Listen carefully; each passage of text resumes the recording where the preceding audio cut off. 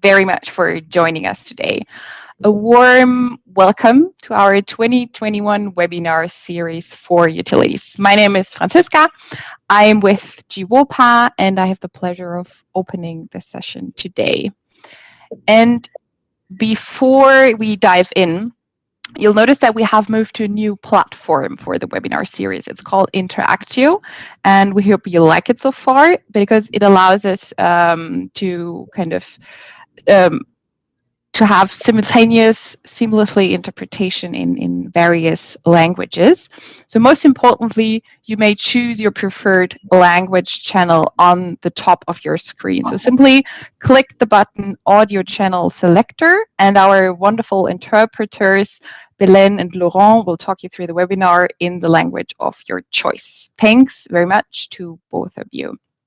If you would like to speak, please let our moderators know by using the raise hand button at the bottom on the left of your screen. When you're ready to speak, press the microphone button in the middle, and once the light turns red, so this is a little bit counterintuitive, but once it turns red, it means go ahead. So if it's red, go ahead. If you have questions for our speakers, please write to them in the chat. The button is located on your top right. And we would also like to remind you that the session is being recorded, and your participation signals us that you kind of grant us the recording permission. We are very excited to have 5 expert speakers with us here today who some of them got up really early and some of them stayed up really late. And a special thanks goes to you for joining today. I will now hand over to Dieter Rothenburger, a good colleague and head of the GIZ sector program, Water Policy, Innovations for Resilience, and our co-host today to say a welcome and introduce our fantastic speakers. So over to you, Dieter.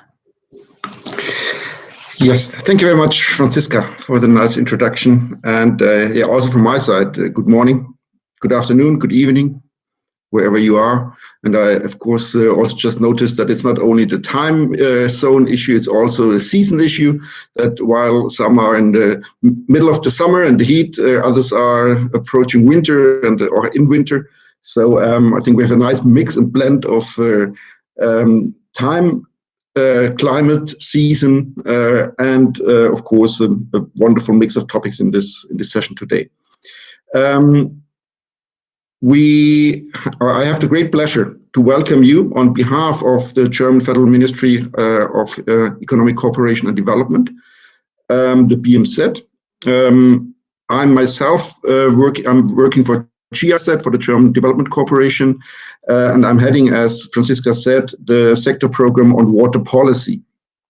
And I've been involved in this webinar series together with our co-convener WUCA since beginning of 2020. And I'm very happy to be back with all of you and to have now the 2021 continuation of the webinar series from utilities for utilities. Last year, those who have been joining us know that the focus has been on, obviously, the COVID-19 challenges and opportunities. This year, the webinars are leading and paving the way to the 4th Global WOPS Congress in October.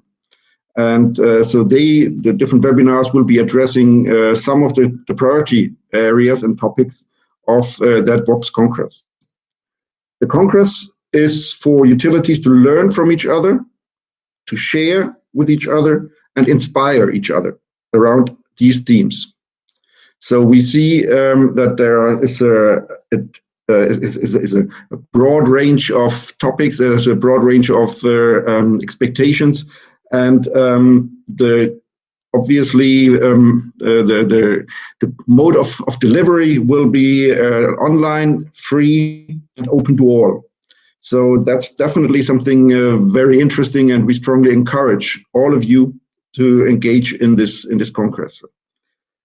First on the list of the priority themes, and I suppose not only of the WOPS Congress but of everyone, is climate change. Last week, the webinar looked at how water and sanitation utilities around the world are taking action against floods and droughts. Today, we are turning our attention towards heat and wildfire. We will hear from utilities on how they are responding to these challenges, to these effects of heat and wildfire on infrastructure, on services, on staff, and the overall operations. This event today will also initiate a discussion on the role of water operator partnerships in supporting the preparedness of utilities regarding climate change impacts.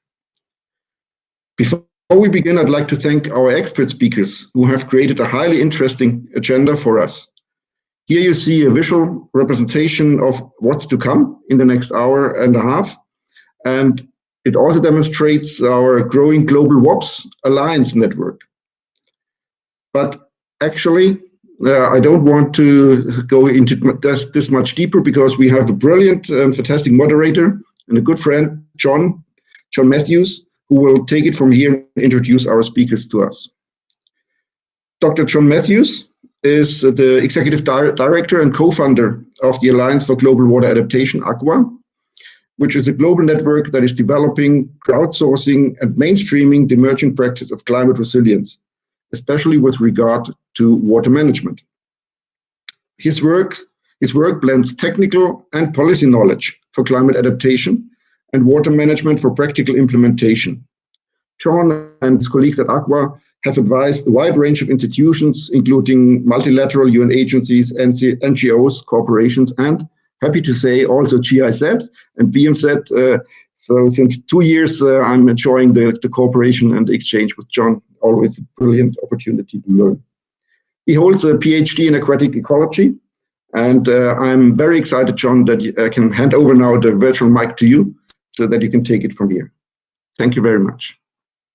Thank you so much, Dieter, and thank you for those kind words. It's a great pleasure to work with you and your team, and I feel really honored to be here today and to work with GWOPA with such a great audience and such great speakers. I'm also really happy to be able to introduce the first speaker today, our keynote speaker, Laurna Katz. She's with Denver Water and a former chair of a group called the Water Utilities Climate Alliance. For nearly 15 years, Laurna has directed Denver Water's climate science, policy, and adaptation program. With WUCA, the Water Utility Climate Alliance, she's been also a lead practitioner of the decision-making under deep uncertainty society that's led out of the Netherlands. Laurna is extensively engaged in climate adaptation, resilience, and long-range planning. Before her career at Denver Water, Laurna was a professor of physics at Sweetbriar College and went on to work as a climate scientist with Aurora Water. Laurna has a master's degree in physics and a bachelor's in physics and mathematics. An unusual set of degrees for this space, but an extremely relevant one. And I know that she has deep experience on the topic of this larger theme, and I expect lots of heat and fire from her talk. Over to you, Laurna. Great, thank you so much, John. Nice to see you and nice to be here today. And thanks everyone for joining at all hours of the day. I'm going to go ahead and share my slides. I hope.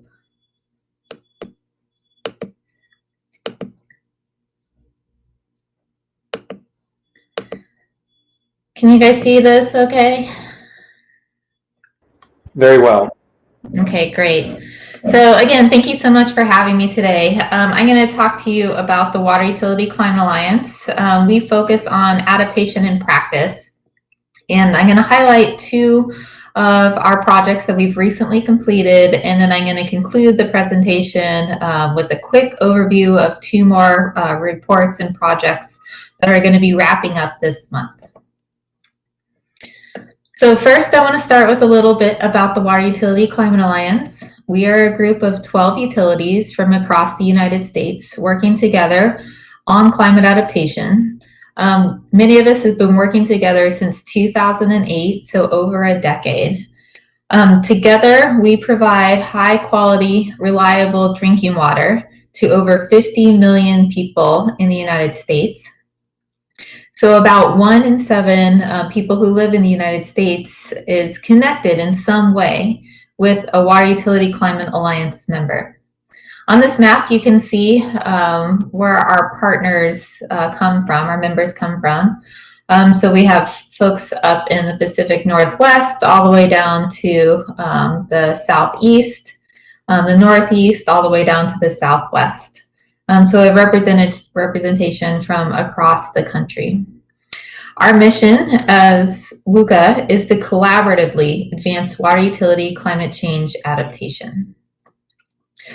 We are currently working and updating our strategic plan, so that will be completed later this year, and then we will begin implementing a new strategic plan next year, which again is going to be focused on climate adaptation, practical advances in greenhouse gas mitigation, equity, and of course, water resources. And we'll be implementing that, as I noted, this year or next year.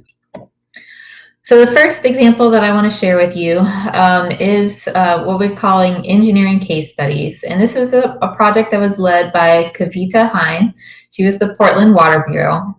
And we interviewed over 30 engineers from our water utilities. And what we learned from them is that they want to know what other water utilities are doing.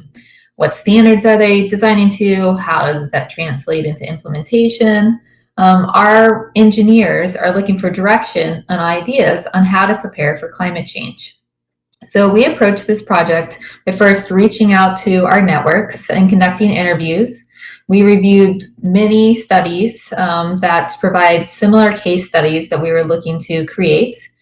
And then we identified a range of engineering processes, so design, capital projects, project delivery processes. We also identified a range of different climate impacts and a range of regions, so that we had a nice set of examples to develop case studies from. So then we designed and developed these case studies with the Climate Impacts Group with the University of Washington. So our goal with this project was to show water sector climate adaptation in practice. So we wanted to get beyond the planning and thinking about incorporating climate into our plans, but actually pulling the lever on some decisions. We wanted to also demonstrate how engineers and water managers are applying climate data to design infrastructure. We wanted to enable our engineers in the water sector to learn from our peers and to actually have folks that they could follow up with from these case studies. And then we wanted to inspire new approaches and innovations to engineering projects, both across our WUCA utility members, but as also across the broader utility realm. So I have 3 case studies that I'm going to share with you. We have 8 total case studies, and you can check them out on our webpage, which I'll give you that information in a minute. The first case study is from Tarrant Regional Water District. Tarrant's in Texas. So they're in a very warm region to begin with. And traditionally, they have used water from their lakes to cool off their pumping stations. So they needed to redesign this because in 2011, as the second bullet notes, they were experiencing high heat days over 100 degrees, and their lake temperatures were 90 degrees. So this led to failures from their drinking water cooling pump systems. So they redesigned their systems to be closed-loop glycol systems and went to an air-cooled from a lake-cooled heat exchange process. So not only is this this transition able to help them address higher temperatures, but they're also going to be able to navigate droughts. So when the lake levels fall too low for them to use for cooling, as well as quickly navigate extreme heat in the future. Another example in this case study set is Southern Nevada Water Authority. They store their water in Lake Mead. And right now, well, prior to now, there were 2 stations where they could pump water out of Lake Mead, and they wanted to put in a pumping station that was even lower down in the reservoir.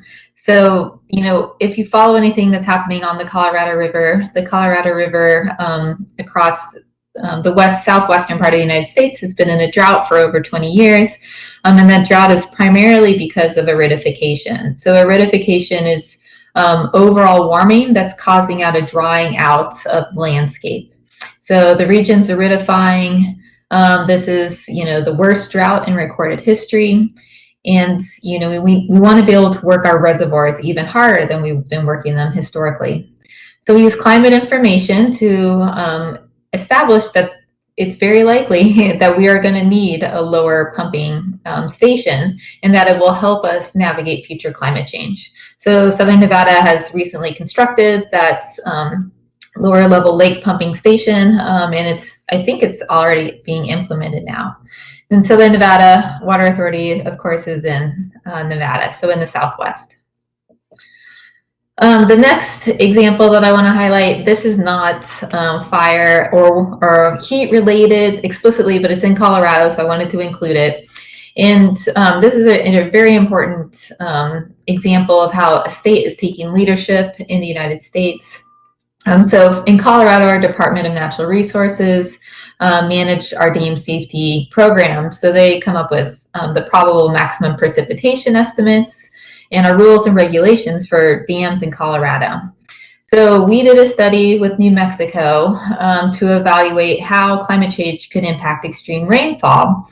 And based on that study, and this is in line with, very simple correlations between overall atmospheric warming and the warmer atmosphere holding more moisture. So this is Clausius-Clapeyron relationships, if you're familiar with that. Based on these principles, Colorado has already warmed 2 degrees. So our dam safety program now is recommending a 7% increase in atmospheric moisture factor. And that's because for every 2 degree Fahrenheit warming the atmosphere experiences, it can hold up to 7% more moisture. So that will help us navigate extremes being influenced by this atmospheric holding capacity process. Okay, so the next project that I'm going to talk about focuses on heat extremes. And this project was led by Keely Brooks with Southern Nevada Water Authority. And in this example, we looked at 5 different case studies from across the United States. So, up in the Northwest, all the way down to the Southeast, where we had Miami-Dade. Oklahoma was included, Denver Water and Southern Nevada representing the Midwest and the Southwest. And Denver Water, just to note, is higher elevation water utility than the rest of these case studies. So our focus was to see how extreme heat projections might change over time. We wanted to analyze the effects on outdoor personnel, and then we also wanted to evaluate the effects of extreme heat on building cooling requirements, on motors, their lifespan, but their also ability to function. We needed to think about degraded roofs and just from sun and heat exposure, and identify recommendation strategies, both for personnel as well as for infrastructure. So here is an example of the climate analysis that we did. So in gray, you're seeing the historical number of days above 90 degrees for these locations. So in Denver Water, for example, in Denver and Colorado, we were experiencing about 33 days a year above 90 degrees. So if you look at climate models, we're looking at 2 different emission scenarios, 32 climate models. And this is just the median results of that analysis. So again, it's kind of buffered a little bit.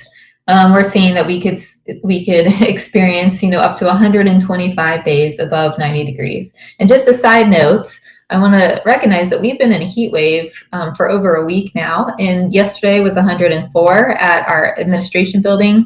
Today we're looking at 101 or 102. And in Colorado, we don't normally hit those types of high temperatures in the middle of June. So this is pretty unprecedented. So just an aside. Portland, you can see there are days increasing as well, but not as much as some of the other regions. So Oklahoma, over 100 days, Miami, 100, over 100 days more, and Nevada, about 70 days more of these heat extremes. One thing I want to note, climate science-wise, is that we're looking at climate models and analyzing projections, and climate models tell us a lot of good information about the climate, right? Which are average conditions. So we're really interested in how the extremes are going to change over time. So again, I want to highlight that this is a lower bound on experiences that are temperatures that we could be seeing in the future. So temperature only tells us one side of the story. The heat index, which is an index that combines temperature and relative humidity, really explores and explains how the heat feels to people. So this is the index that we're looking at to evaluate the impacts to outdoor workforce. So it has your protective measures, your risk level, and your heat index. And the heat index, it doesn't mean it's 91 degrees out. It's 91, it feels like 91 degrees with a combination of temperature and relative humidity put together. So in Southern Nevada, here's examples of how the high heat index days and the extreme heat index days can change over time. Again, we were looking at these two emission scenarios. But we go from 20 days of high heat index to 40 to 60 days, in 2070. And you're seeing just a few more days of these extreme heat index days. And there's a whole slew of adaptation strategies that we can invest in to help navigate and support our staff that are working outside. The two that Southern Nevada focus on are training their supervisors and staff to make sure that they're reporting heat injuries, because we want to make sure we know when when injuries are occurring, even if they don't seem heat related. Maybe you roll your ankle because you're a little fatigued, but it's 107 degrees outside. So we want to be making those connections to support our staff. And then we also want to be using this heat index app. So OSHA has produced this app, and it helps monitor both the exposure we could experience, but it helps us manage what work we'll be doing. So we can change either the areas that we're working in, move people inside, or change things up in other ways.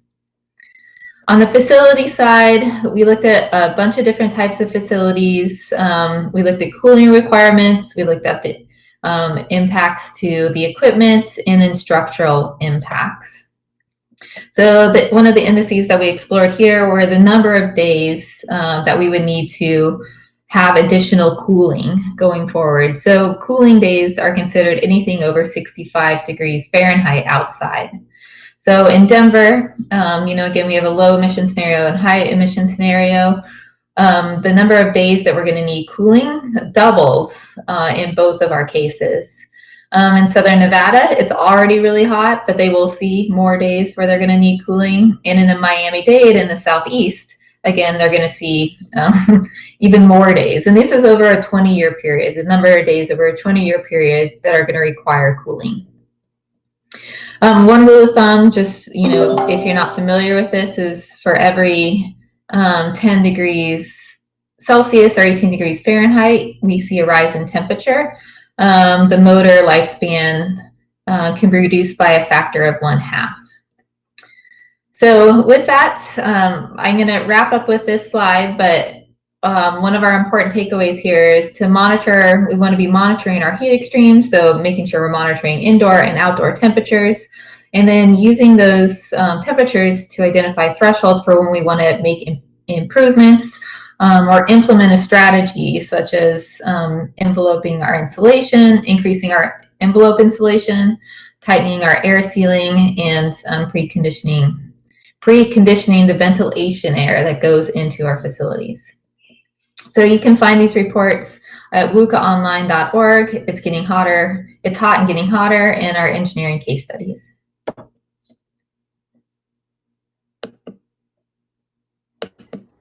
So Thank you so much, Laurna. That was a fantastic presentation. I'm going to save questions for you when we come to your spot in the panel, if that's all right. It was great to really see such a clear, important examples of how especially heat have affected specific utility operations, and how it's actually led to significant changes in operations and investment, and presumably really big changes in how the utilities think of themselves into the future in a more dynamic way. I'd like to turn now to the first of our panelists.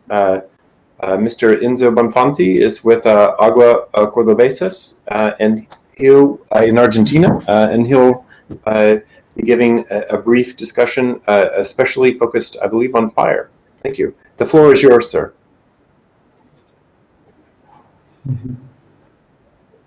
Muchas gracias. Thank you very much, and good morning, good evening, good afternoon, good night, wherever you are. I'm Enzo Bonfanti. I'm a production manager for Aguas Cordobesas. We are dealing with a city with over 1.5 million inhabitants that we serve. It's a company that is private. It's been private for 24 years already, and it provides water to the city of Cordoba. We do not have further services. And our concession, when our problems started, was that, we had lots of problems with algae, we had phytoplankton, we have lots of lakes, and there are different kinds of algae, and that was the most important problem that we were facing.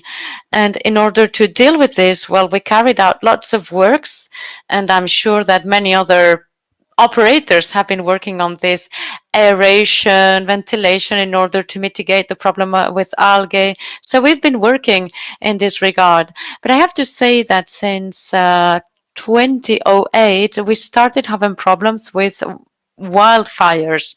Cordoba is situated, it's a city that is located in a semi-arid area, and we've got a precipitation during the year that is concentrated by the end of the spring and beginning of summer. So in the dry season, it is very cold and everything becomes very dry, and forests can be burned very easily, and there are lots of wildfires.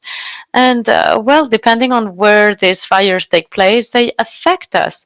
And I'm talking about a huge variation here with climate change. What is happening in Cordoba here? On Sunday, we had 27 degrees Celsius temperature, but this morning it was snowing.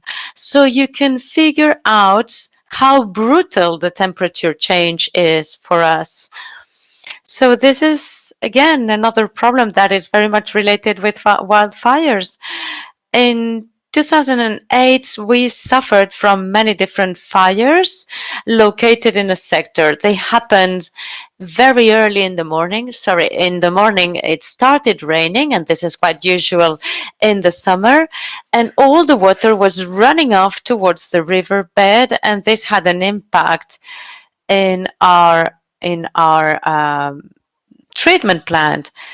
And actually, we had to stop the plant because it was full of ashes, and we had to stop the plant from running. And on top of this, we had to clean the entire treatment station. We're going to see the water running off when it rains. This is 15 to 30 millimeters in 15 to 30 minutes, and this is dragged out to the water station. Unfortunately, we cannot perceive the animation, but yes, now we can.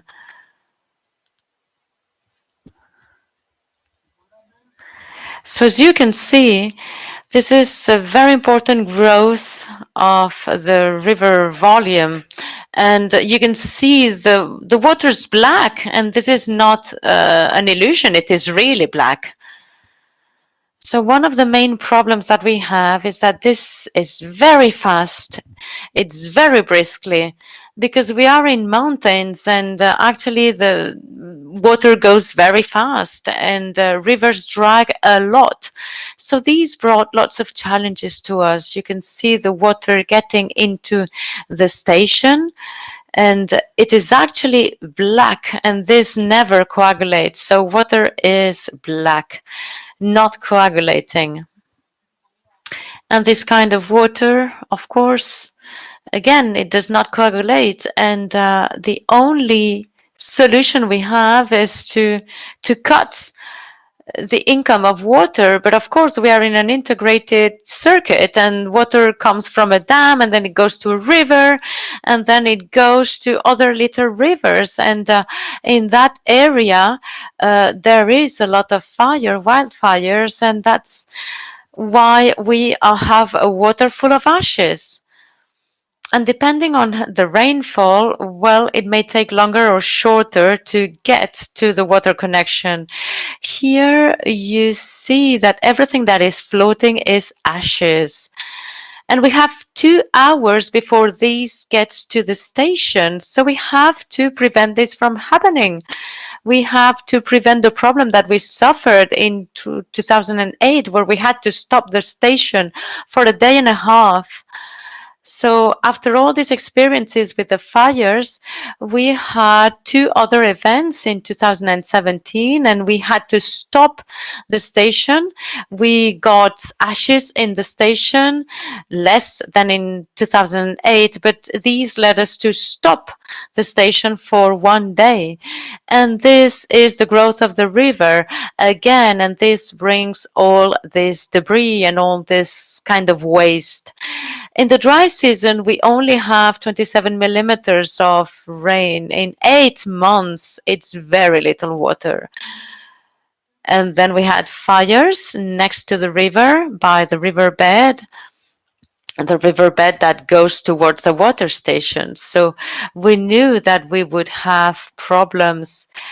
And we started working closer with people who can provide data, people from the National Institute of Water, because they are able to tell us how much it rains in the river basin.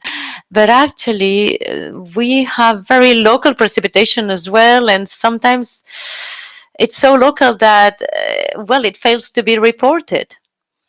So sometimes we do not have all the information.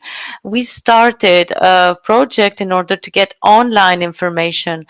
But now what we did as well was to start training people so they knew what to do when it starts raining. So when it starts raining, the operator has to observe, and then normally, well, intense rain comes at night or very early in the morning. And then the operator must see how the situation progresses. And depending on this, the operator must start taking samples. So the operator on call will get to the water connection in order to take samples and to see how the water is getting to the station. And depending on the results of those samples, we're going to activate certain measures. There are people working in the production area, in the maintenance area, in the quality department, and these people help us mitigate this kind of crisis. So what do? We sample all the rivers that we have close by and that we can access to see how water comes. And depending on the evolution, we make decisions, actually, and we decide to close the gates or not. Now, at this site, at this plant, we have 2 different water connections, and one of them is very much influenced by those rivers that can carry ashes, and the other connection is not so dependent on this. So we have to see what kind of water gets to what connection and then make the decision. When we see that water comes with ashes, we close that connection. We close the gate, and that way we prevent ashes getting into the station. This rainfall is quite located, and very often it just lasts for 2 to 3 hours. But now in last summer, we had we had a rainfall that lasted for 13 hours, and it was accompanied with a growth of the river. And then we stopped the station, we closed all the gates, we stopped pumping for the city, and we just remained waiting for the ashes to come. So this was the most serious case. It was 13 hours rainfall, but we managed not to get any ashes in the station. If we had had ashes in the station, the situation would have been even more complicated and the station would have remained stopped for longer. So what we want is not to get the ashes in the station, because then you have to clean the station. And so that's the main goal, to avoid ashes in the station. Now, when we see that the ashes stop falling, well, then we start taking samples and we start measuring coagulation. And then, well, we have a lab and we start analyzing the coagulation with sulfate, and we start analyzing this. In the summer, last summer, not only did we have this 13-hour rainfall, but we also had to close the gates, and then we worked with less volume of water, but we managed not to stop the service. So our experience shows that we really have to be monitoring very closely, and actually, well, we need a lot of support to prevent any damage in our station. Throughout the years, as I said before, we tried to see what the best solutions were for this kind of problems. And again, last year, as I said, the solution was much, much better, and we could spare lots of drawbacks. It's very important to try to exchange information about what we do. And this helps a lot, just to prepare, just to be attentive and try to solve the problems. So, well, this is just a summary on what we have been working. Thank you very much. An excellent presentation. The images were really powerful and quite dramatic to be able to visualize. If I could, I'd like to ask you a quick question. As I understand it, you've defined the water quality problem as really a kind of downstream issue. It's one that you've modified your operations, and it follows from these extreme rain events. But I'm curious, do you expect that there are changes that are happening in terms of fire frequency or fire intensity in upstream areas? Have you potentially explored working with land managers or forest managers that might alter the way the forests are burning, or the way that the ash is actually entering into the hydrological systems? Sí, John, Yes, John, actually, well, water, unfortunately enough, well, all these fires lead to lots of problems in the lakes, because there's a lot of phosphorus, and this is the reactive agent for the algae. And actually, well, this always happens upstream, and then it gets to the lake, and of course there's a problem. We have the impact with the growth of algae, and then we have the fire and the ashes, and then the problems that I told you about. So yes, the government of the province is indeed trying to work with many different agents in order to fight those fires, but unfortunately our climate is really an inconvenience, because it really dries pasture. We have a very cold climate in the winter, and then any fire will get out of control and will be disproportionate.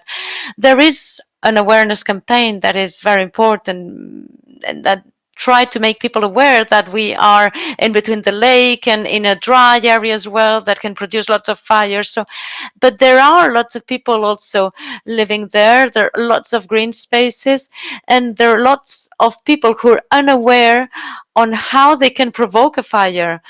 Again, we're working on campaigns, we're working to train firefighters, but it's not enough.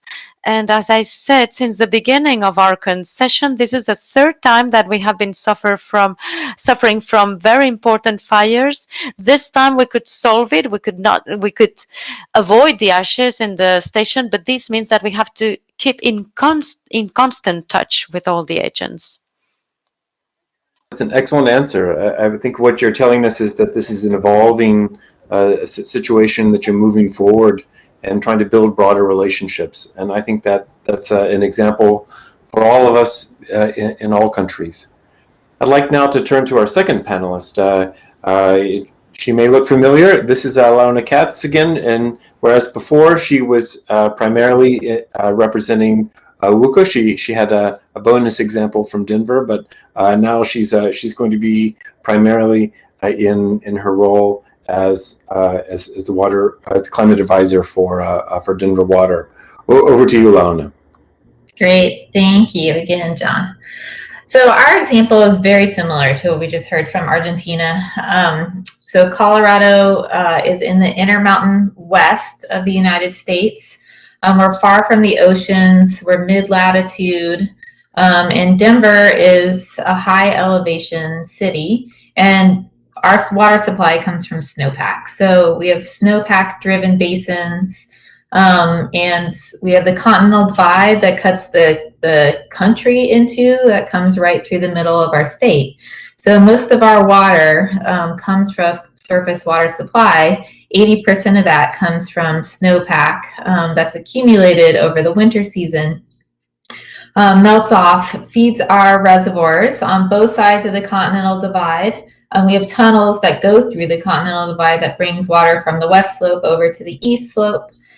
And then we treat that water at 3 different treatment plants around the Denver metro region, and then supply, as noted here, 1.5 million people, which is a quarter of the state's population. So we experienced in 2002, we experienced simultaneous natural disasters. And I know 2002 is a while ago, but I want to make sure that we are, that you're oriented into how we got to where we are now. So in 2002, we had a very low snowpack year. And, you know, we have historical data that says what snowpack and what runoff should be looking like in our region that goes back, you know, in some places, it goes back almost 100 years. And we have a drought that we plan around, the 1950s drought, which is a multi-year drought.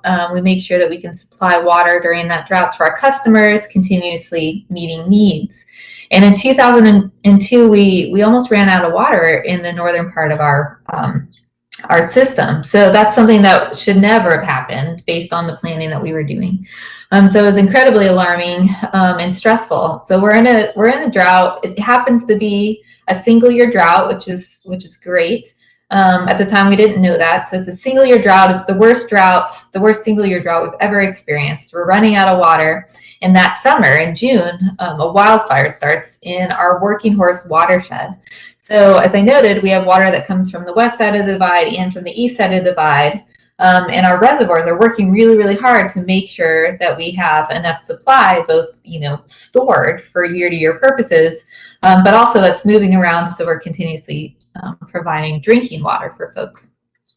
So our Working Horse watershed catches on fire, it burns, and it ends up being the worst fire that the state has ever experienced until last year, which is crazy. So for 20 years, it was the worst wildfire on record. So we're in the middle of a drought, we have this wildfire, and you know, you saw the pictures from the previous examples with all this debris and sedimentation coming down. We don't have trash, we don't have as much greenery, it's really dry. Where I live, it's a semi-arid region. But we have, you know, sedimentation, we have debris, we have trees and plants, rocks, ash, dirt coming down, and it is filling up our reservoirs. So we're filling up our reservoirs with sedimentation instead of water. But we also are dealing, in the middle of a drought, we're dealing with water that we can't treat because we can't meet the smoke, the taste and odor regulations that we need to meet to be able to supply water. So during a drought, we're flushing water downstream, which is not something you ever want to be doing because we can't treat it. Since then, I have 4 things I want to share with you guys. So since then, we've changed the way we do our planning. So first and foremost, we said, okay, well, obviously we can have and experience droughts and wildfires at the same time. Prior to that, our planning really focused on droughts and on wildfires, but now we focus on simultaneous natural disasters. And we also started to think differently about the types of natural disasters that we can experience. So the first thing we did was expand our hydrologic record back hundreds of years. So we used tree rings and analyzed tree rings on both sides of the continental divide so that we have hydrologic information that goes back to 1634. So now we have hundreds of years of data, and we see this drought that we've been planning for in the 50s. And the wildfires that we have been planning for really, they can be much worse, and they were much worse in the past. So there's droughts in the 1800s and in the 1600s that are devastating. So we know they've happened in the past, they can happen in the future, and with climate change, they can be intensified. So we incorporated that longer term record into our plans, and we changed the way we do plans. So instead of using the historical record to say, okay, this is what we may experience in the future, now we plan for multiple different scenarios. And we take things like climate change, like the economic stability of our region, like social values, and we try to understand and we play out scenarios of how those can come to fruition in the future. So we're not predicting the way the future will come to fruition. Rather, we're saying, okay, what if it's really warm? What if it's really hot?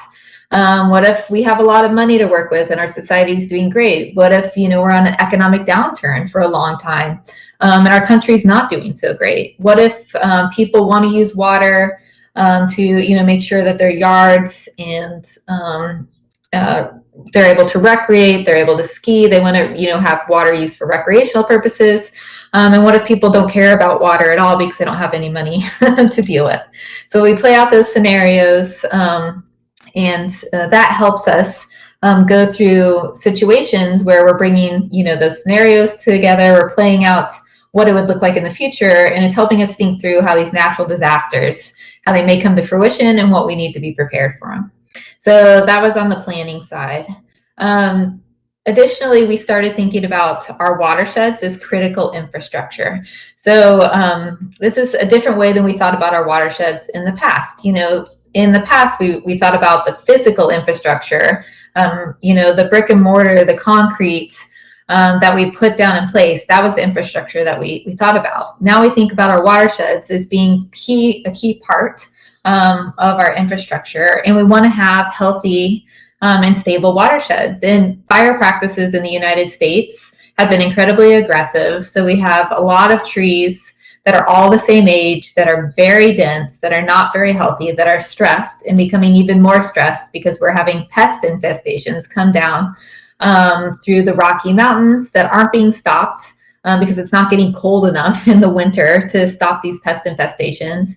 And the droughts are getting worse, and we're dealing with aridification, and so this vegetation is stressed. So it is prime time for fires. So we're thinking about our watersheds as critical infrastructure. So we started a forestry management program, a watershed management program. So we have staff on board that work in these 2 areas now. And through collaboration, so the third thing is, increasing our collaborations.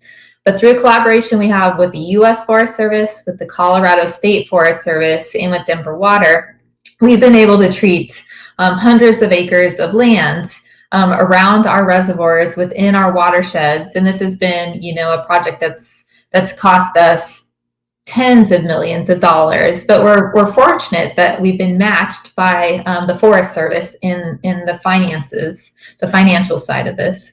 But we have treatment plans around our reservoirs. The Forest Service works with us to identify how we want to treat our forests, what's going to work best depending on the aspect, the type of vegetation, the slope, and the elevation, and obviously the geographical setup of the watershed that we're looking at. So we treat our watersheds in different ways. And in 2018, we had a fire just above our largest reservoir. So on the west side of the Continental Divide, Dillon Reservoir is right below Buffalo Mountain. And the Buffalo Mountain fire burned right up to people's houses. So you can see the burn line. It goes right to where we had a fire barrier that we put in place. So in that watershed, we had treated 900 acres. And we estimate that in treating that 900 acres, we saved over $1 billion in recovery and sorry, not in recovery. We saved over $1 billion in dealing with losses of people's homes, property, infrastructure, and all the sedimentation, water quality issues that type of fire would have brought down into our watersheds. So an incredible return on investment. Let's see. The last thing I want to note is that now we're really engaged in pre and post fire planning. So that, as Argentina was talking about, we need a lot of people involved. There's a lot of collaboration and coordination that takes place to make that happen. It's tricky. Not everyone is on the same page or is available, and the land ownership in and of itself is an issue. But we're working on monitoring, making sure we have our connections in place so we can quickly move when fires are starting. And last week, we already had 3 fires. In Colorado, we have about 5,000 fires a year. 84% of those fires are caused by humans. So that is also an area where we will be working. Thank you. That was an excellent talk. Even though you didn't show images, Laurna, you created images in our head that were quite dramatic as well about these fires and the shifting landscape. I'd like to ask you just a brief question, if I could, maybe combining some elements from your first talk with this intervention. In your first talk, you presented especially 2 examples. One in which in the southern region in the U.S., the cooling system had broke down, and it stopped functions. It resulted in a shift in new investment and a move to a different type of cooling system that was independent, or at least far more independent from what was happening in ambient environmental conditions. And the second example is a really big dam with Southern Nevada Water Authority, and in trying to think forward quite a few decades potentially in terms of what is happening to the water supply. Will Southern Nevada continue to be able to access water from the reservoir by building a new intake tunnel? And it was really a foresight exercise in that case. There was still time to really be able to respond, but it was also, I know from independent sources, it was a big investment. And it really required a mobilizing a lot of political and financial resources. And I'm also struck in this example that you provided for Denver, that there's something kind of similar that's happening there too. We've seen some impact already on the landscape and in terms of operations, but you're really doing more of a kind of foresight and planning exercise. We need to rethink some fundamental aspects of how we interact with the community, with the surrounding landscape. And ultimately, we probably need to be investing, as you said, in forest and ecosystems as a type of infrastructure. Even, I loved your phrase, a piece of critical infrastructure. That also means money too, right? That's also an investment in political capital, as well as financial assets. I'm really struck by those last two examples. Operations had not been affected that strongly yet. Often there's this great phrase from Churchill that never let a good disaster go to waste. And the unfortunate truth is that very often we don't show much foresight. We react. What was it that has led to these last two examples to people at higher political levels and maybe ratepayers and so on being willing to actually invest in big changes in operations? Mm-hmm. Yeah, that's a great connection, John. Planning is important, but it's also incredibly challenging to get people behind because you can always put off the long term for what you're dealing right now in a crisis. Even if you're not in a crisis, something else is going on that's more immediate. So we're lucky at Denver Water, Southern Nevada, we're lucky that we are working in agencies that are forward-looking, but we also don't have any other options. So in Colorado, we get water from snow. There's nowhere else we're going to be getting water, right? So if we're not looking forward and making sure we're prepared, we don't have time to quickly go build a pipeline somewhere because there's nowhere that we can go, really. Also, Southern Nevada, so they work very closely with Reclamation. Reclamation does,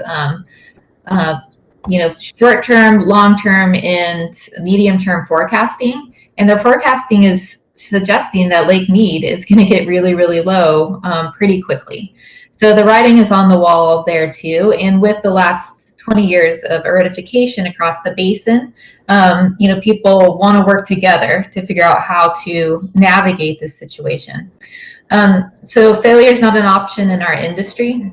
Making sure people have high quality drinking water is a nonstop activity that we're working towards.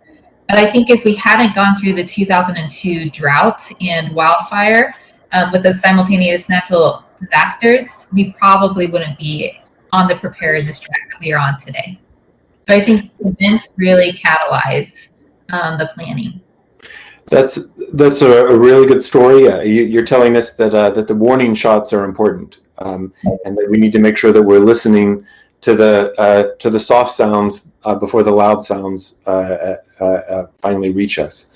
Thank you for that. I'd like now to be able to turn to our third panelist, Andrés Liberado Castilla. He is with the Spanish Association of Water Supply and Sanitation, and bringing us to another continent. The floor is yours, sir. Okay, thank you. I think that you can hear me, right? So I'm gonna give this presentation in Spanish because I have no time to translate that into English. So, and I think that this is a mess to see the presentation in Spanish and I have to talk in English. So I'm gonna change to Spanish, okay? Bueno, vamos a ver, la Asociación Española.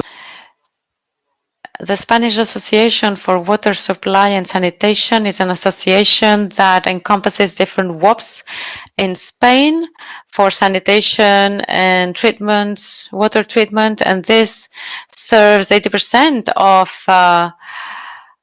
the waters actually. And we have 4,000 operators at a municipal level. The presentation that I would like to make is focusing on climate change, the effects that this may have in this kind of services, in this kind of utilities. There are two main pillars. There's mitigation, in other terms, what can we do in order to reduce the effect of climate change or less emissions for greenhouse effect? And the second pillar, and I'm going to focus on this in this presentation, is adaptation. So mitigation, very briefly, I would like to say that in Spain, most operators and the most technical ones and the largest cities, well, they have three pillars. First of all, is the generation of clean energy, namely biogas or hydroelectrical energy. Also mitigation plans for reducing greenhouse effect gases and using renewable energies. And the third pillar is circular economy. And this may be the most important one. And this is part of a European strategy. This is the kind of new paradigm, a circular economy, or another way of using resources of water. Or, for instance, well, reusing the gas, for instance, that we generate in treatment processes. Now, related to adaptation, we have three parts as well. First of all, measuring the impact. And we've heard about this in the previous presentations. Planning. And finally, once we have the planning, normally there are a series of measures that include infrastructures.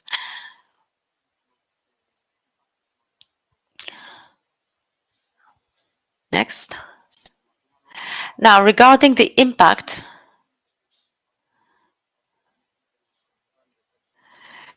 the Intergovernmental Panel on Climate Change in 2014 said that climate change is leading to a disruption and a modification in patterns of rainfall in every part of the world, and this is affecting especially Spain.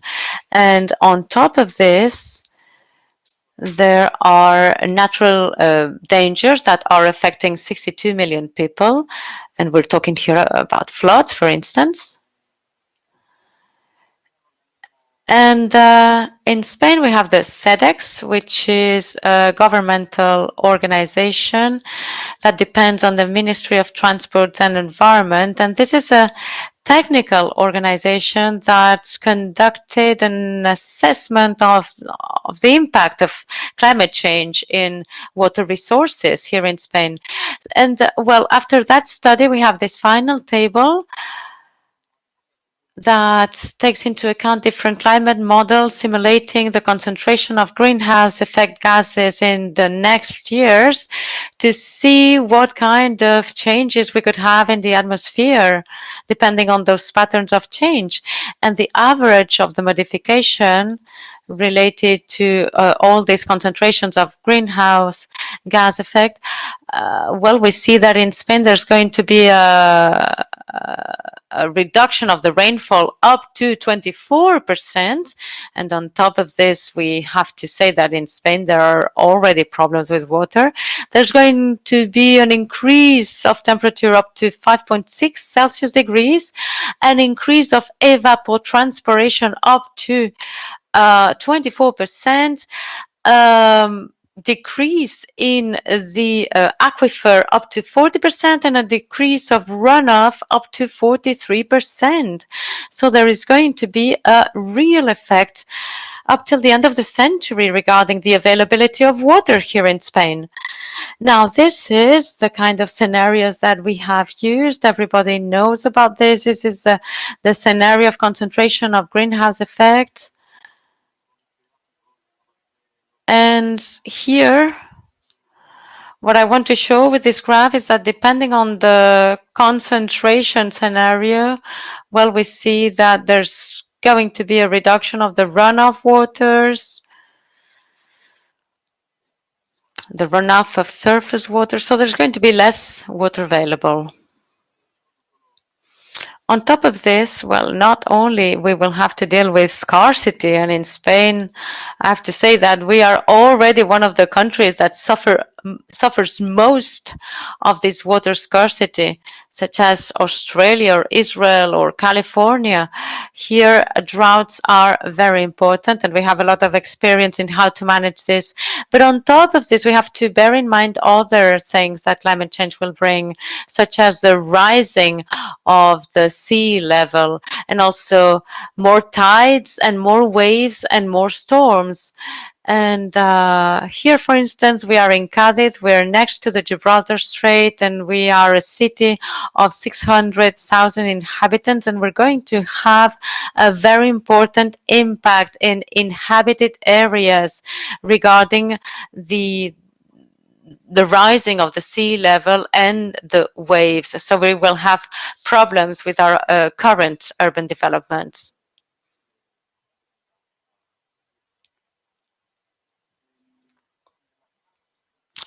Regarding the planning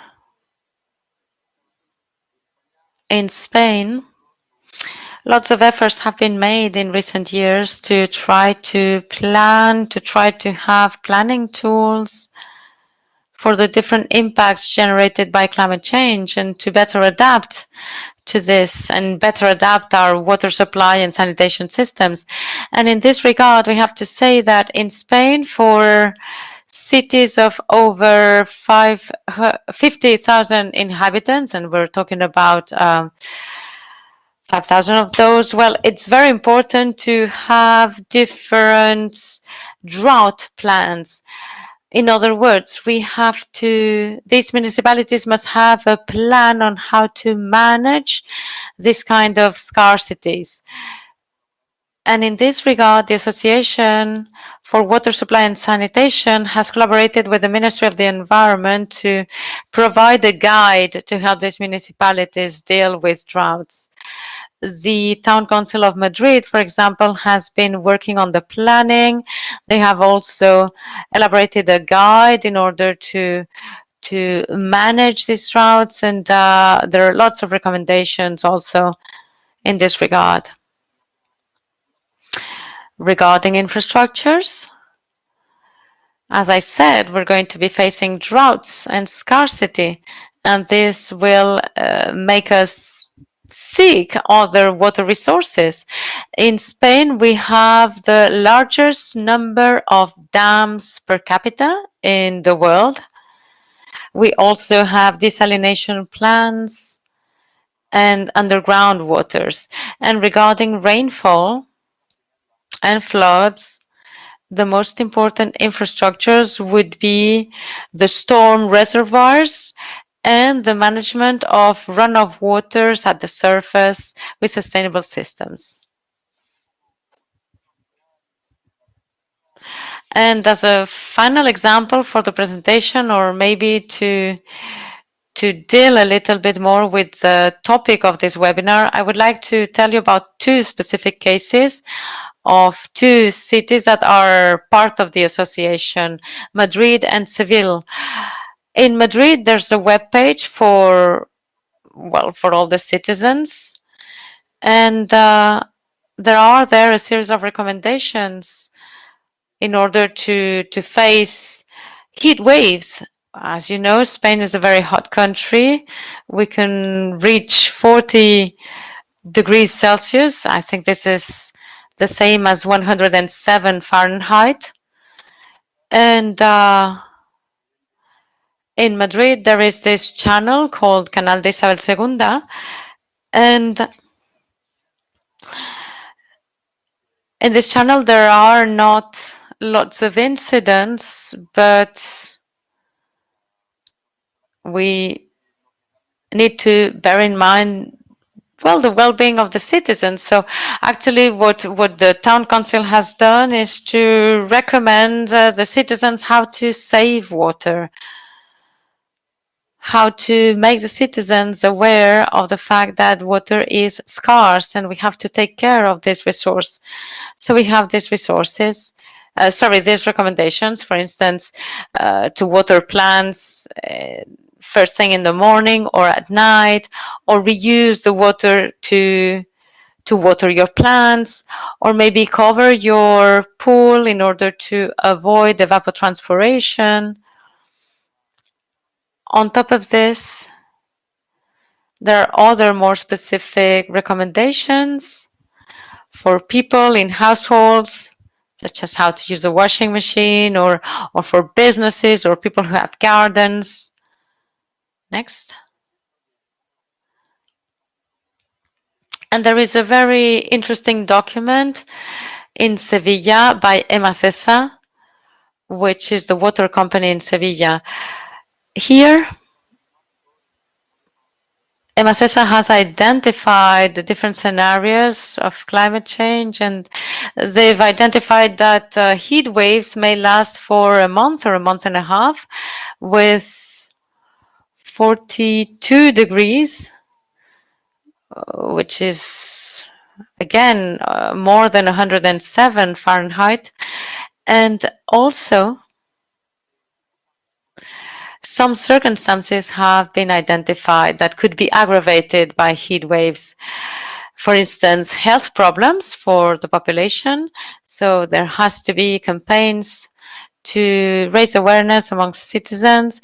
Also, system failures when it comes to sanitation, or the reduction of water quality with the presence of cyanobacteria. In Spain, this is very interesting, but in Spain, surface water technicians have observed that with the rise of temperature, there is a proliferation of cyanobacteria. That is bacteria that generate toxins, and they pollute water, and they require a very aggressive treatment for the water to be drinking water. So this means that we will have to face modifications in water treatment plants in order to adapt to this new situation. And well, with this, I'm going to finish my presentation. And of course, if you have any comment or any question, I will be more than happy. Thank you very much. Presentation. I was very struck in your talk about the emphasis on planning. You provided a excellent evidence of kind of national scale issues, as well as some more regional and specific issues, and especially this transition to investing or reinvesting in some cases in infrastructure, as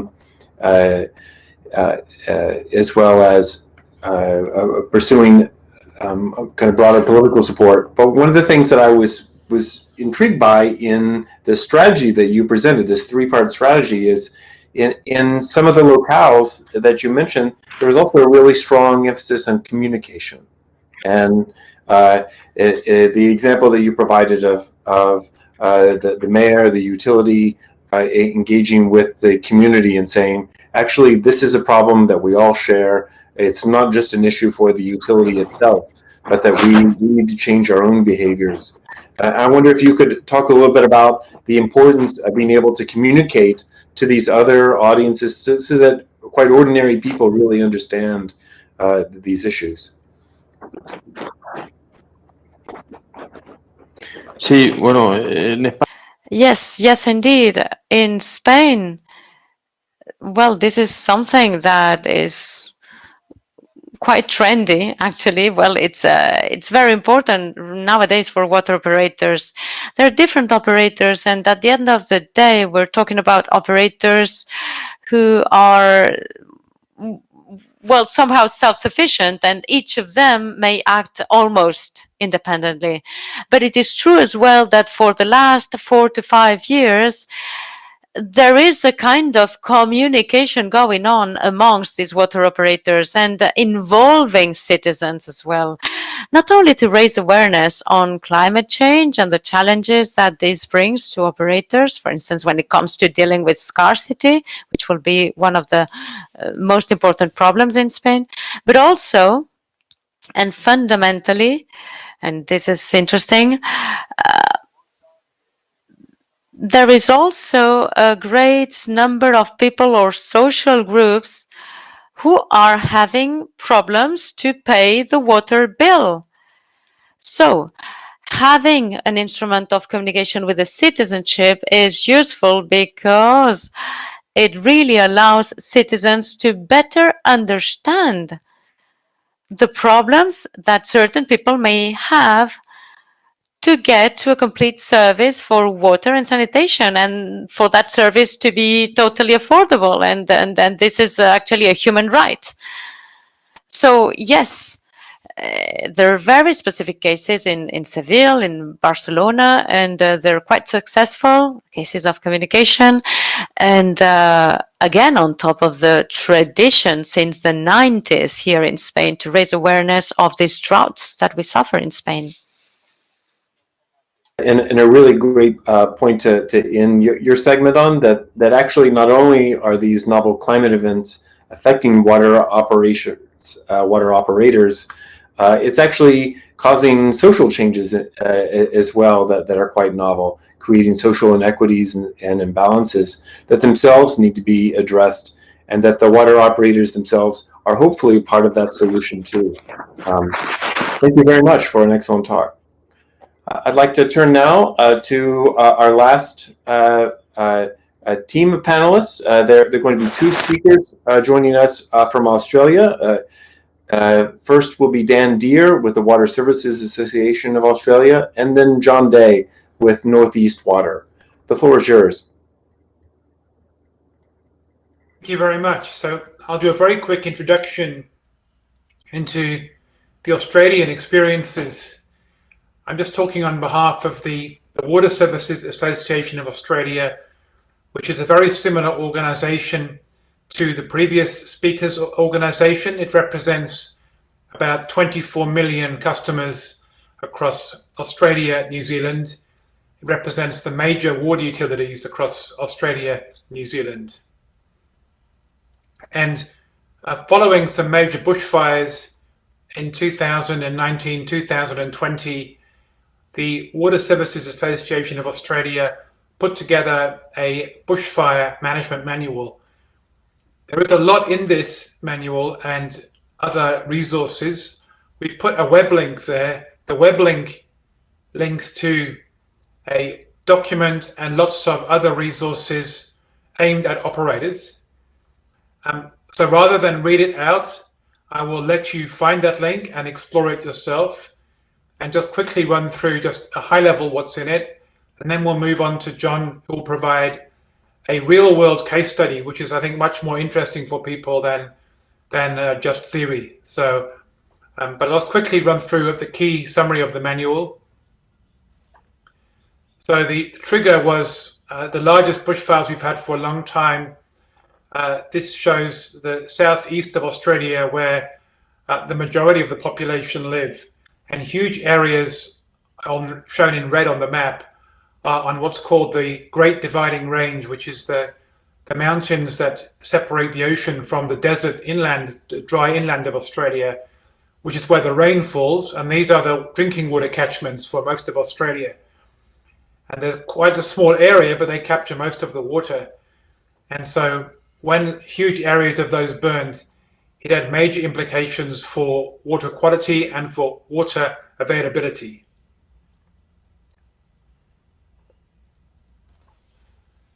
And we've been getting an increase in the duration of the fire season, going for longer periods of the year, increase in fire frequency, and increase in fire intensity correlated with increase in temperature.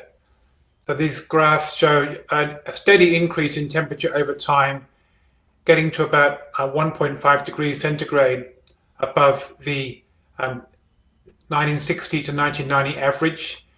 And last year, that was exacerbated by the oceanic patterns. We have the Indian Ocean dipole and the El Nino effects. And when they coincide with the summer, we can get very hot, dry periods with high winds, and it become very hard to fight fires once they start. So the manual just divided into 4 phases: prevention and planning, preparedness, response, and recovery.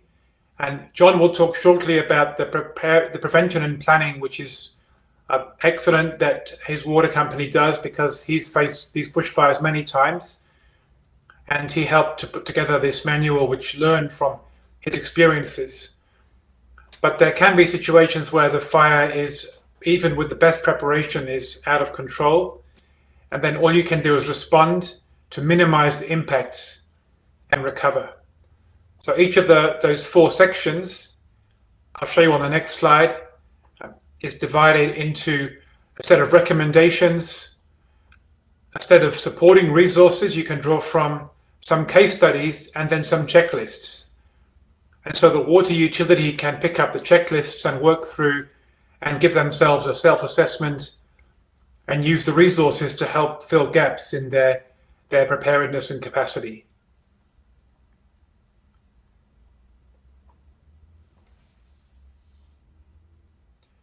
The document also provides references to other manuals, for example, the US EPA Water Research Foundation manual and many other manuals that are available in Australia and New Zealand that provide other resources that a person can go to. So in summary, the manual is broken into prevention, preparedness, response and recovery, and was put together by a consortium of water utilities. The next slide shows a summary of the major contributors. So it shows John Day and Northeast Water, who you'll hear from in a moment, as well as many other water utilities. And in addition to that, many government agencies. So you can contact WSAA via Greg Ryan, who's the coordinator of this project for the Water Services Association. We'll show his email on the next slide, and then we'll go across to John to hear from Northeast Water. Thanks, Dan. If we go to my slides, that I sent you. Yeah, so next slide. I'm just going to go through a brief test case of where we were in the last fires. Fires aren't unusual for Northeast Water. So we're in the northeast of Victoria, but if we look at the Murray-Darling Basin, which is the catchment for the eastern seaboard, if you like, that supplies New South Wales, Victoria and South Australia, even though we're only a small part of that catchment, we are only 2% of the Murray-Darling Basin, but provide 38% of the water into that basin. So we're also very exposed to fire. So you can see in the other map that I've got there, they're the fires we've had in our catchment area. So these are the towns, the catchment area that we serve, have had over the last 20 years. And you can see the darker shaded areas are the fires we had in 2020. Next slide.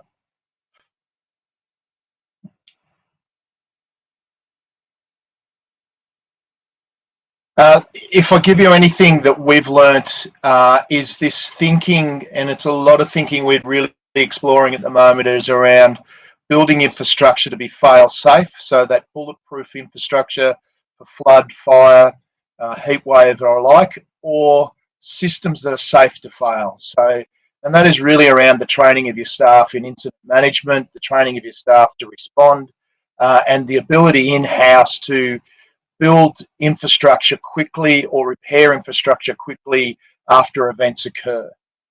Next slide.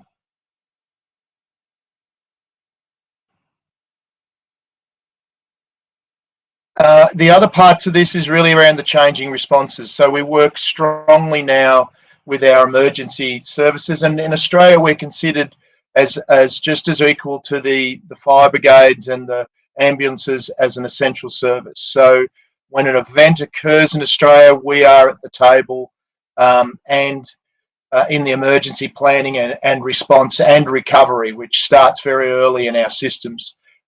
You can see here, this is one of our trucks getting into the fires in a town called Corryong. We're able to get into that fire zone within 12 hours under a fire escort. So fire trucks, and you can see that the photo that was taken there with the fires, you know, at times the guys pulled up and stopped and waited, but we've got a rapid response unit now, and changing our thinking to having teams trained up, almost like, you know, there's ambulance drivers and then there's paramedics. So having that thinking around a really high level of skilled operators that can get in and do very quick repairs. Next slide. And this is really in that safe to fail. in our planning space, we've built a climate resilience framework. So what we do is and I'll go through the vulnerability register, but we build a vulnerability register which then identifies our gaps. It builds a long list of actions, and there's a lot of actions on how to respond to all effects of climate change. But then we set it over a set of 6 principles. And I won't go too much into the principles today, but I can share that with anybody if you like. But the principles are based around, can you do this with community? Is it affordable? Does it have a set of other options than the one single option? And those principles then are applied over the long list to create a short list of climate action plans that we then put into place over the following 12 months. And then we start again. And this register goes around and around and around. Every year we do a review. Next slide. And the review's done very simply. We just have this register that goes through what would happen if this was affected by storm? What would have happened if it was affected by direct bushfire? What would have happened around indirect? And the indirect is exactly what we saw from Argentina earlier on, about you have a fire in an area, then the ash is washed down. What happens if you have drought? What happens if it's heat waves? And what happens if there's flood? And we walk through using our GIS system with our operators, engineers, our environment team, our drinking water quality teams, and we walk through the GIS reticulation system from catchment to tap, from catchment back to release. So by this way, we're able to say, is the system vulnerable or is the system resilient? So do we have systems in place even though that it's vulnerable? And then we highlight areas that we're vulnerable and we have no resilience. That then goes into the long list. Next slide.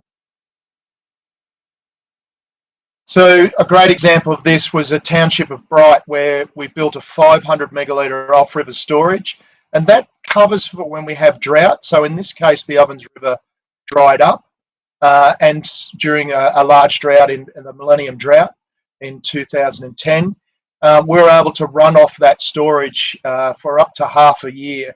The great thing about it as well is that we also built this water treatment plant that is basically a concrete bunker, again air conditioned because of the heat and the changing of the heat. So all our electrical equipment is inside. It has a deluge system over the top, and all of this plant can be run remotely from a town 150 kilometres away. So operators go there during normal time 2 or 3 times a week, but the plant can be totally run remotely.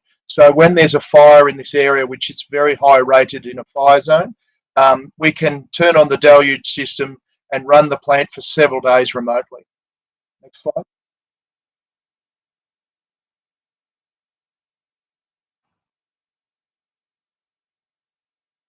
I'll go to the next slide if we can. Yeah, thank you. Another one, this is a good example. Whoops, sorry, go back one if we can. But there was an example of Wangaratta where our surface water gets, just like we saw in Argentina, turns into that muddy muck after a fire and then rainfall. So we backed it up with groundwater. So it was identified in our resilience plan that we didn't have any action for what would happen if the water turned dirty, it was unusable. And we identified a groundwater backup system, just enough to supply town to support the treatment plant with the surface water treatment plant was failing. So we could switch over. And this also works for drought as well. So the Ovens River, what you see there at the moment, is also subjected to low flows during drought periods. So the township of Wangaratta is now secure in surface water and groundwater backup. Next slide. The thing that I really wanted to talk about, though, was really around the response. And this is around the safe to fail space. So all of the things I showed you were around fail safe. Excuse me, but this is really around safe to fail. So having operations and operations teams trained in other than water treatment and wastewater treatment and reticulation, but also trained in lean methodologies and agile thinking. So all our vehicles are set up to have all our gear. And as I said before, we had one shot to get into Kajiwar. Kajiwar is a small town that 50% of the houses were lost. And we had a 12-hour period to get in there, clean out the storage, repair the reticulation system and the houses that were burnt there and disconnect those, and to get water back on, safe drinking water. And we did that within 12 hours. We still didn't have power to this township or telecommunications for over 30 days. So we had backup with energy, and also having these quick response teams to do these repair is really sitting in that safe to fail space. Next slide. The other one, and this is just to wrap up, but the other learnings we had out of this were our SCADA networks. If you lose digital, so if you've got your telecommunications or you rely on your SCADA remote access through telecommunications, and those telecommunication towers are burnt down, which it was in the case of the last fires, how do you get signal out? So all of our SCADA and remote systems are our own digital network, and you'll see that trailer there is set up that not only does it have for our digital network, radio network for our SCADA, it also has telecommunications. So that pump-up tower, it's a hydraulic tower that goes up. We can set up anywhere to get that signal out from a treatment plant, as well as get telecommunications so we can speak to our operators remotely. Generators, so the standard has always been put a generator in a water treatment plant remotely and you can start it up. Problem we found in the last fires is because the township of Corryong had lost power, there was no way of actually getting diesel out of the petrol station or the gas station. So while we had generators, we couldn't actually get fuel to them. And some of our other sites, we didn't have generation. So what we've done is we've made more mobile fleet instead of having fixed generation. The other issue is having generators that sit for a year at a time and never run, and then when you go to need them in a fire, they don't work. So by having the mobile generation fleet means that they're serviced, ready, and ready to plug and play, if you like. The third one in our fleet now is we've been installing for quite a while now solar and battery support backups for our water treatment plants. Because we've got storage capacity in our clear water storage tanks of 24 hours minimum, we're able to then put in, instead of putting in with backup generation with diesel generation and trying to get diesel for the generation, had learned from sites where we'd installed battery and solar that even during smoke and heavy fire, we were able to run these systems. So as soon as the sun came up, there was enough to generate power into the batteries, and then the batteries had enough to start the water treatment plant. So then we're now going through, and all of our small remote towns installing solar and battery backup systems for water treatment plants to run them at time of generation during the day. And we only need to run the plants for 12 hours to fill up our clear water storages to then be able to get through the night. We're now retrofitting 3 new plants with this solar and battery backup, which is looking to be very successful for us. And that's my presentation. Thank you so much, John and Dan. That was a really inspiring talk. I thought very intriguing, and I'd like to ask you a question, but I'd like to ask a question by maybe placing your talk in the context of the other talks as well. There's a storyline that was really kind of occurring to me as I was listening to all the talks. The first was the idea of listening. And that was the story that I heard from Enzo in Argentina. That this is the story of a water operator that saw changes that were happening directly in their flow, and over the course of just 3 events or so, they had a very rapid response that was built up over time, and plans to integrate with other types of groups. The second story, maybe keyword, really came from Laurna, and that was the word integrate itself. And I saw in her talk 2 types of integration. Maybe to borrow some language from the private sector, first there's the WUCA integration, looking to other peers to see what they're doing, to share knowledge with other water operators and understand what lessons are emerging and what opportunities you may be able to bring back into your own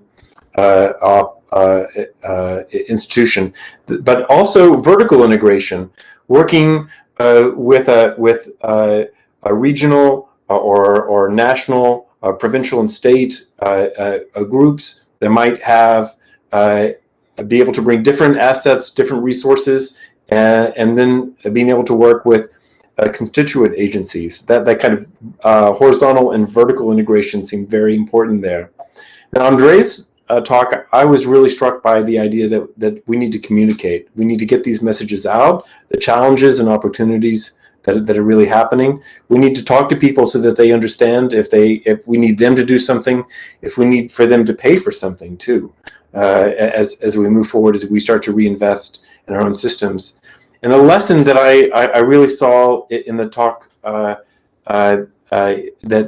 you've just given from Australia, and maybe to add just one element to it, is these fires are really unprecedented. These are dramatic fires, and these are different than the fires that, say, we've had in North America, or the fires that have happened in Portugal in recent years.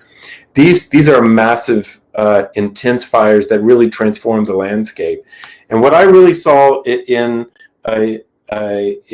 your talk was the idea of that you have to keep moving. You have to learn to live with change, and that this is not that we move to a new plateau, but we have to keep running. And I wonder, did that feel like a difficult institutional model for you all to shift to? Was it a hard challenge for you? It's a great question, John, because for us, all of a sudden I'm presenting to quite a few people, even within Australia, around our response and our resilience planning. And that hasn't become about because we're incredible world leaders. It's come about because we've had to. And unfortunately, because we've had to.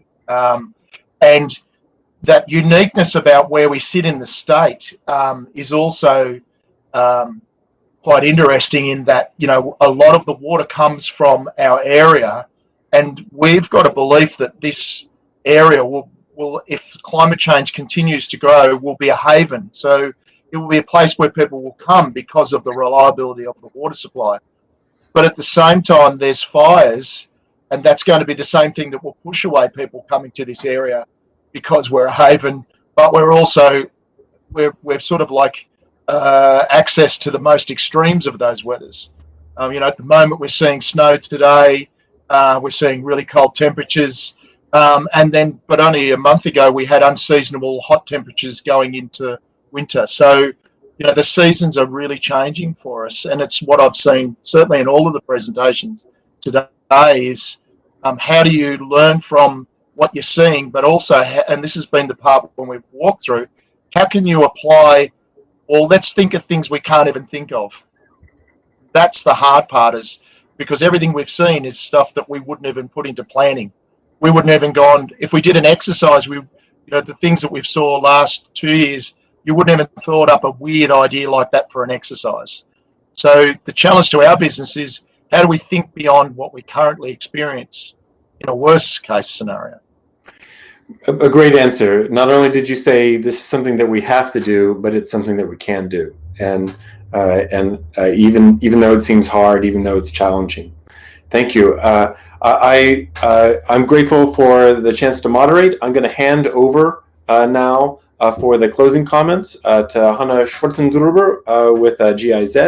I'd like to make a pitch. Agua, the organization that I'm with, has a podcast that's focused on the practical implementation of climate change. It's called Climate Ready, and we have just after the severe fires in Australia about a year and a half ago, we interviewed 2 members of our team there. With that, I hand it over to you, Hanna. Thank you so much. Thanks, John, and thanks to all of our excellent speakers. I think we had so many interesting insights, pictures, really impressive video, and case studies from all around the world. So I think that we learned a lot today, and hopefully We reach a lot of people also via our recordings and outcome brief. So closing words, I'm just going to keep it very short and sweet because we've run over by about 10 minutes. So thank you all for staying with us this long. This is volume 2 of our #Utility Climate Action mini webinar series. So we're currently discussing if we'll do a volume 3 on mitigation. Stay tuned for that. Other upcoming webinars to learn, share, and inspire are on circular development as well as sanitation and wastewater. We invite you to use the #UtilityClimateAction to share more of your stories and learnings on these issues. And if you go to the next slide, learn, share, and inspire. That's essentially what GWAPA UN Habitat is all about. They really want to provide you with a platform to share all this knowledge and these valuable experiences with your peers.